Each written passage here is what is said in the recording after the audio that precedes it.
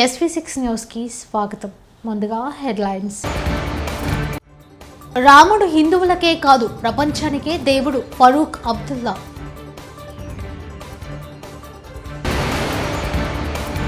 తిరుమల శ్రీవారి సేవలో మణిశర్మ అంబటి రాంబాబు.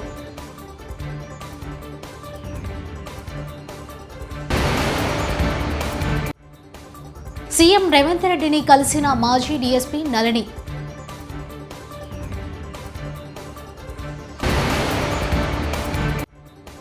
సీఎం గారు పత్తి రైతులను కనికరించండి, జేసీ ప్రభాకర్ రెడ్డి.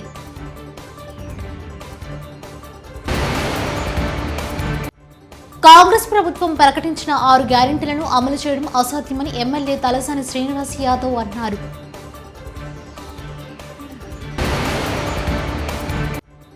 సిద్దిపేట హుస్నాబాద్ మధ్య చేపడుతున్న 4 లైన్ల రహదారి నిర్మాణ పనులకు వ్యతిరేకంగా ధర్నా చేపట్టారు.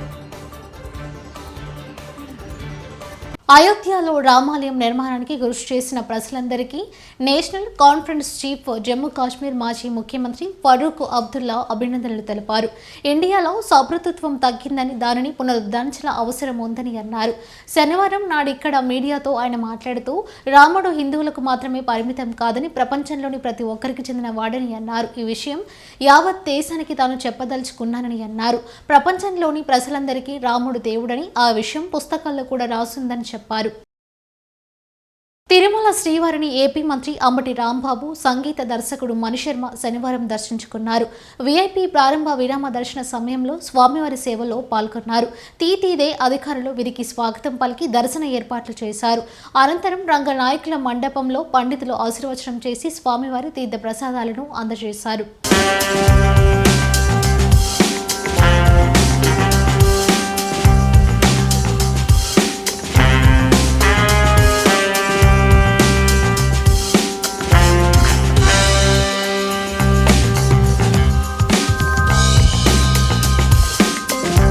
తెలంగాణ రాష్ట్ర సాధన పోరాటంలో ఉద్యమకారులైన లాఠీ జులిపించలేక తన ఉద్యమానికి రాజీనామా చేసిన మాజీ డీఎస్పీ అధికారిని నళిని సీఎం రేవంత్ రెడ్డిని కలిశారు. శనివారం డాక్టర్ బిఆర్ అంబేద్కర్ తెలంగాణ రాష్ట్ర సచివాలయంలో మర్యాదపూర్వకంగా కలిశారు.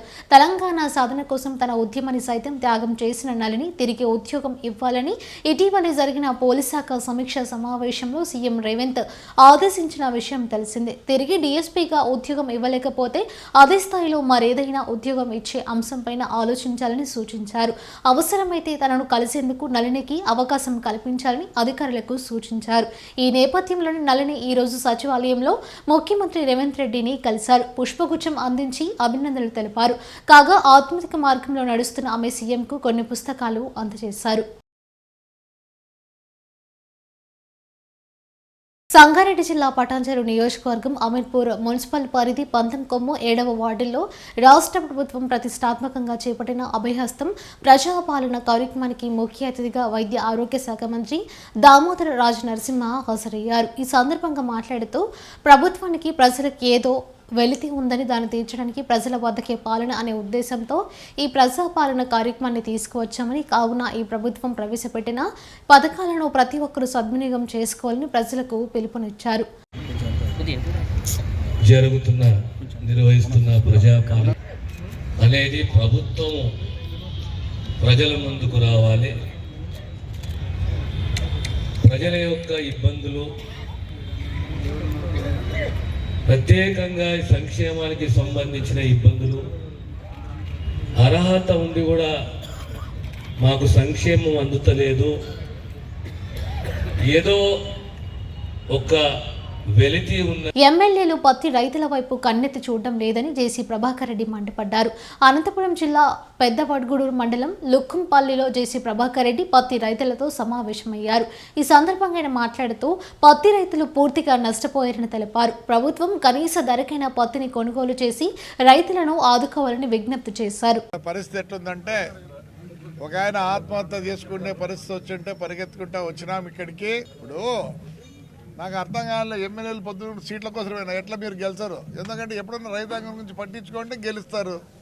కాదు మన ఇప్పుడు లోకేష్ చెప్తాండే ఈ చెత్త తీసిపోయి ఆ చెత్త వేస్తే అక్కడ ఏమైనా బంగారు అవుతాడు, ఏమో ఎవరో కళ్యాణం తీసిపోయి ఉరకొండలు ఎత్తారు, ఏడో వేస్తారట పెనుగొండ. అలా కాదు కదా, రైతాంగం చూడండి. అయ్యా ఎమ్మెల్యేలు నమస్కారం అయ్యా మీకు అందరికి, పట్టించుకుంటారు అంతన్నా. కొత్తది అట్లే ఉంది, కొత్తది ఏం చేస్తారు, ఏదో ఒక రేటుకు అమ్ముకుంటారు పోయి, అదేనో ఆ బల్లారికో ఏటకో పోయి. ఈ పాతది ఎట్లయ్యా అసలు ఇప్పుడు పరిస్థితి ఏమొచ్చిందంటే వాళ్ళకి ఒక భయం వచ్చింది, షార్ట్ సర్క్యూట్ అయ్యో ఇంకా ఏ విధంగా డ్యామేజ్ అయ్యి ఫైర్ అయితే ఎట్లా అని. బాగాలేదు పరిస్థితి. ఆయన చెప్తాడు అన్నీ. తెలంగాణలో ఒడ్లు వర్షాలు పడితే కూడా మొలకలు ఎత్తినట్టు కూడా కొన్నారు. అరే యాదవ్ రేటు కొనండి దయచేసి, మీరు కొనకపోతే ఎవరు కొనాలి? వీళ్ళు ఆత్మహత్య చేసుకోవాలి రైతాంగం అంతా. బాగాలేదు, ఏం చేస్తున్నారు అర్థం కాలేదు. ఎమ్మెల్యేలు మినిస్టర్లు వాళ్ళంతా అంటే మీది ఒకటి పాడైపోయిందిలే, ఏదో మారుస్తారంటే మీ సీట్ల కోసం మీరు పరిగెత్తారు, కానీ ఇక్కడ ప్రజలు బాధపడేది ఏమి చేయడంలే. బాగలేదు. ఎక్కడండి 14 మంది ఎమ్మెల్యేలు, దయచేసి చూడండి 175 మంది ఎమ్మెల్యేలు రైతాంగం నుంచి పట్టించుకోండి అయ్యా. ఆత్మహత్య చేసుకుంటే ఎవరయ్యా సీఎమో పొంద నీదే జరిపా, ఆడ నుంచి ఈడికి చెత్త, ఈ చెత్త నా చెత్తకు, ఆ చెత్త ఈ చెత్త అనుకుంటా అందరినీ చెత్త చేస్తాను. ప్రభు కాపాడు. ఎవరొకరు ఇంకా కలెక్టర్లు ప్రధానమంత్రి నరేంద్ర మోదీ అయోధ్య పర్యటన రోడ్ షోలో పాల్గొన్నారు. మరి కాసేపట్లో అయోధ్య ఎయిర్పోర్ట్ ప్రారంభోత్సవం చేయనున్నారు.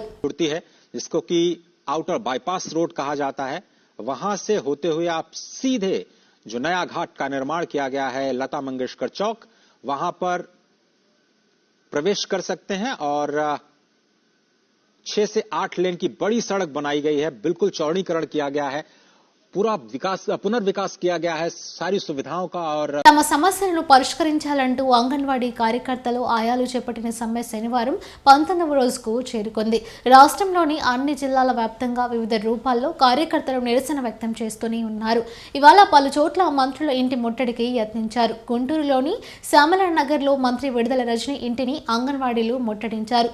విజయనగరంలో మంత్రి బొత్స సత్యనారాయణ ఇంటి ముట్టడికి అంగన్వాడీలు యత్నించారు. శ్రీకాకుళం జిల్లా పలాసలో మంత్రి సిదిరి అప్పలరాజు ఇంటిని అంగన్వాడీలు ముట్టడించారు.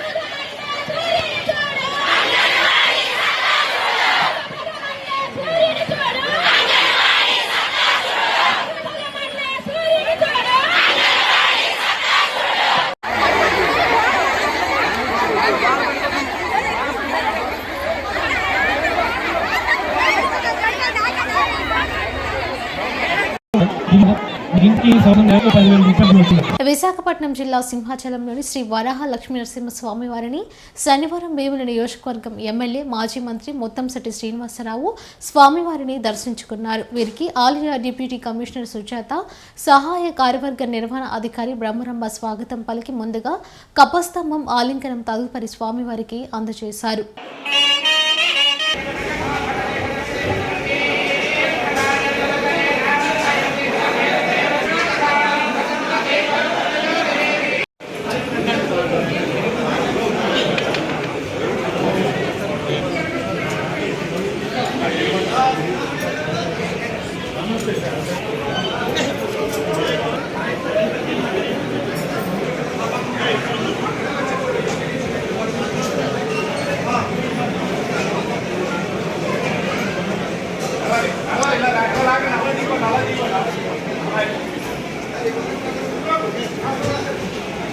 సంగారెడ్డి జిల్లా పటాన్చెరు నియోజకవర్గం ఇంద్రేశం గ్రామంలో ప్రజాపాలన కార్యక్రమం నిర్వహించారు. ఈ కార్యక్రమానికి MPTO Bansilal, MPP Sushma Venugopal Reddy, ZPTC Supraja Venkareddy, sarpanch Narasimhulu, ఉప సర్పంచ్ శివకుమార్ గౌడ్, బండి హరిశంకర్, పలు శాఖల అధికారులు పాల్గొన్నారు. తీసుకొని ఎట్లయినా 6వ తారీఖు వరకు ఇక్కడ కౌంటర్ ఇన్ఛార్జ్ ఉంటారు, మనకు అధికారులు ఉంటారు. కాబట్టి ఏమైనా డౌట్స్ ఉంటే అడిగి ఖచ్చితంగా ఫుల్ చేసుకోవాలి అని నేను కోరుకుంటూ ఈ అవకాశం ఇచ్చినందుకు థ్యాంక్ యూ వెరీ మచ్. తోటి వచ్చారు ముందరికి. దాని 5 గ్యారెంటీల అప్లికేషన్ ఫామ్స్ మనకి 28 నుంచి స్టార్ట్ అయింది. 6వ తారీఖు వరకు ఈ అప్లికేషన్ ఫామ్స్ అన్నీ తీసుకుంటారు. మనం ఇప్పుడు దాకా 2 రోజుల్లో 8 గ్రామాలు కంప్లీట్ చేసుకున్నాము. 9వ గ్రామం నందిగాం అయిపోయింది. ఇది 10వ గ్రామం మనకి ఈ 3 రోజుల్లో. సో మనకి 6వ తారీఖు వరకు టైం ఉంది కాబట్టి. కానీ ఒకటి మీరు అందరూ గుర్తు చేసుకోవాలి, రేపు మరియు ఎల్లుండి అంటే 31 మరియు 1న ఫామ్స్ తీసుకోరనుకుంటా కదా సార్. ఈ 2 రోజులు నిర్ణయించి 6వ తారీఖు వరకు మీకు టైం ఉంది. దాని తర్వాత కూడా మన ఎంపీడీఓ ఆఫీస్ మళ్ళీ ఎంఆర్ఓ ఆఫీస్లో అప్లికేషన్స్ స్వీకరిస్తారు కాబట్టి ఒకవేళ ఇక్కడ మీకు కుదరకపోతే అక్కడ కూడా పోయి ఇవ్వచ్చు. మనకి ఇప్పుడు చెప్పినట్టు మన ఎంపీడీఓ గారు యాక్చువల్లీ అర్హులు ఎవరు అనేది మనకి ఇంకా గైడ్ లైన్స్ రాలేదు కాబట్టి ప్రభుత్వం ఇచ్చే పథకాలు ప్రతి ఒక్కరికి ఉపయోగించాలి కాబట్టి ప్రతి ఒక్క కుటుంబ సభ్యులు ఈ ఫామ్ ఫిల్ చేయాలి. దీనిలో మీకు ఏదేది వర్తిస్తుందో అవన్నీ అప్లికేషన్ ఫామ్లో మీరు టిక్ చేయండి. ఎందుకు అంటే కాంగ్రెస్ ప్రభుత్వం ప్రకటించిన 6 గ్యారెంటీలను అమలు చేయడం అసాధ్యమని ఎమ్మెల్యే తలసాని శ్రీనివాస్ యాదవ్ అన్నారు. ఆచరణ సాధ్యం కాని హామీలను ఇచ్చి అధికారంలోకి వచ్చారని వాటిని అమలు చేసి కాంగ్రెస్ చిత్తశుద్ధిని చాటుకోవాలని చెప్పారు. ప్రజలకు మేలు చేసే కార్యక్రమాలకు తాము ఎల్లప్పుడూ సహకరిస్తామని తెలిపారు. 6 గ్యారెంటీల కోసం అర్హులైన వారు దరఖాస్తు చేసుకోవాలని, ప్రభుత్వం కోరినందుకు అర్హులైన వారితో దరఖాస్తు చేయించాలని సనత్ నగర్ నియోజకవర్గ పరిధిలోని కార్పొరేటర్లు, మాజీ కార్పొరేటర్లు, బీఆర్ఎస్ పార్టీ డివిజన్ అధ్యక్షులు, ముఖ్య నాయకులను ఆదేశించారు. మేము ఈ పరిధిలోని బస్తీలు, కాలనీలలో ఇంటింటికి వెళ్లి అర్హులైన వారికి దరఖాస్తులను అందించే విధంగా చూడాలని చెప్పారు. కాంగ్రెస్ ప్రభుత్వం ప్రజలకు ఇచ్చిన ఎన్నికలను హామీలలో పార్లమెంట్ ఎన్నికల వరకు కూడా అమలు చేయకుండా కాలయాపన చేయాలని చేస్తుందని అనుమానాలు ప్రజలలో కలుగుతున్నాయని పేర్కొన్నారు. ఇచ్చిన హామీలను అమలు చేయకుంటే ప్రజలే ప్రభుత్వాన్ని నిలదీస్తారని అన్నారు.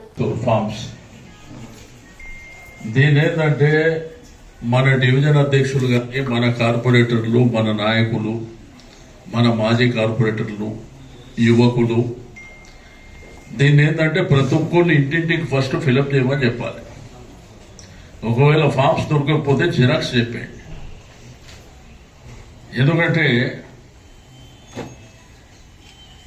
వాళ్ళు ఏదో షో పుటప్ చేద్దామనేటువంటి ఆలోచనతోని పార్లమెంట్ ఎలక్షన్ నెట్టేద్దామనేటువంటి ఉద్దేశంతో చేస్తుంది. అసలు ఈ దేశం కాదు, ఎవరికి సాధ్యమయ్యే పని కాదు ఇది. దీంట్లో ఏమున్నాయి, 2500 ఒకటి ఇవ్వాలి, అది ప్రతి మహిళకి ఇవ్వాలి. 2000 పెన్షన్ 4000 ఇవ్వాలి. సిద్దిపేట జిల్లా హుస్నాబాద్ మధ్య చేపడుతున్న 4 లైన్ల రహదారి నిర్మాణ పనులకు వ్యతిరేకంగా మిట్టపల్లి గ్రామ బాధితులతో కలిసి కాంగ్రెస్ పార్టీ నాయకులు, టీపీసీసీ మెంబర్ దరిపల్లి చంద్రం, పట్టణ అధ్యక్షుడు అత్తు ఇమాం, మహిళా జిల్లా అధ్యక్షులు లక్ష్మి ఆధ్వర్యంలో బాధితులకు న్యాయం చేయాలని ఎమ్మెల్యే క్యాంపు కార్యాలయం ముందు ధర్నా చేపట్టారు.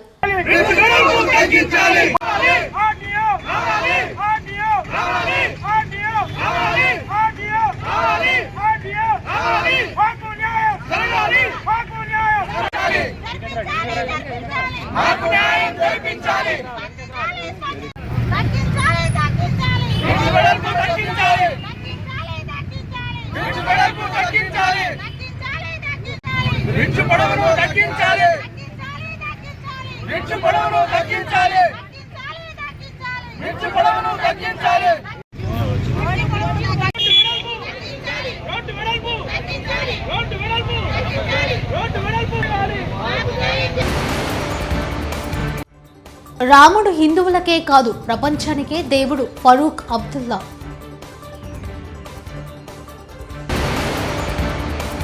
తిరుమల శ్రీవారి సేవలో మణిశర్మ, అంబటి రాంబాబు.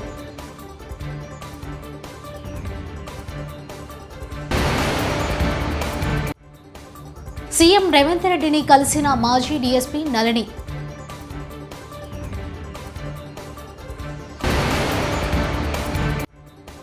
సీఎం గారు పత్తి రైతులను కనికరించండి, జేసీ ప్రభాకర్ రెడ్డి.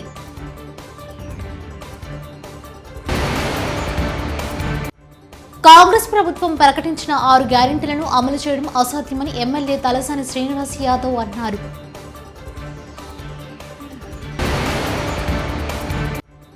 సిద్దిపేట హుస్నాబాద్ మధ్య చేపడుతున్న 4 లైన్ల రహదారి నిర్మాణ పనులకు వ్యతిరేకంగా ధర్నా చేపట్టారు.